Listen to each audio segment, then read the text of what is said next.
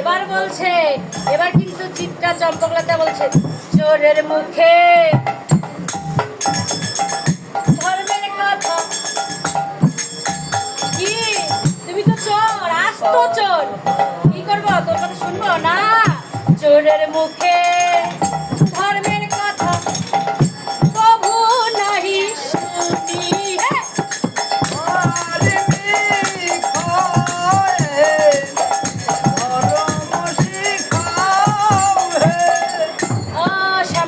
তুমি চোর, তোমার কথা আমরা শুনি, আর এইদিকে গোবিন্দ বলছে চলে যাও, তোমরা চলে যাও, চলে যাও, চলে যাও, চলে যাও, সকাল হয়ে গেছে, চলে যাও। যাবে না মায়েরা, যাবে না? হ্যাঁ, চলে যাও। এর নিশ্চিতে আমার শোনে নাহি বাবু আরো হে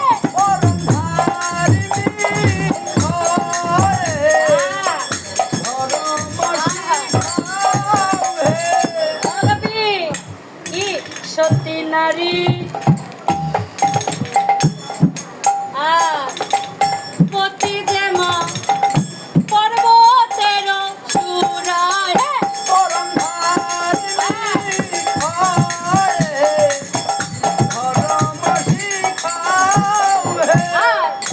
অসতীর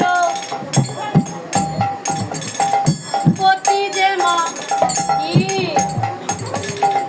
ভাঙা নয়ের চূড়া হে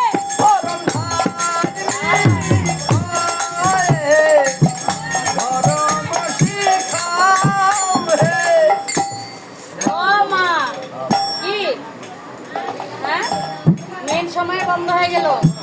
খেলা তো শেষ রাতে, খেলা খেলার আগে কাজও শেষ, কিন্তু আমাদের তো করতে হবে। গোপীগণ চলো, বল গোপী কিসের লাগি আইলা গহনে মনে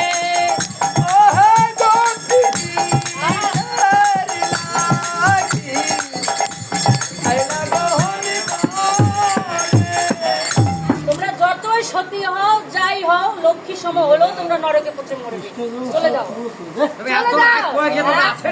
এখনো তোমরা আছো, তোমাদের জন্য তো আমরা আছি। হরি বল। শোনো, চলে যাও। হ্যাঁ, চুরি করতে আসছে পরে।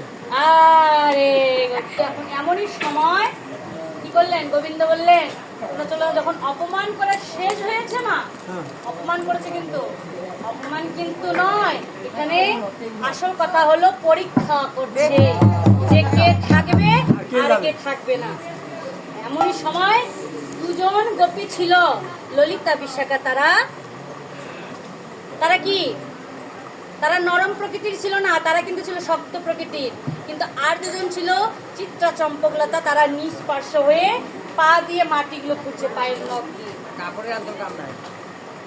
পা দিয়ে মাটিগুলো খুঁজছে। মা ভাবছে আমরা কি সত্যিই ভুল করেছি, আমরা কি পরপতি বসতে এসেছি?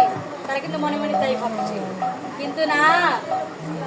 এমনই সময় বলল, এমনই সময় ললিতা বিশাখা গোপীগণ বলল, ওই চোর, চোরের মুখে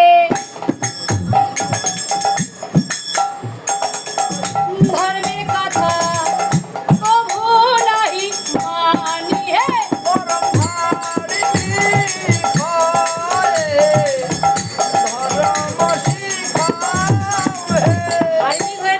ধর্ম শিখাও, তুমি ধর্ম মানো?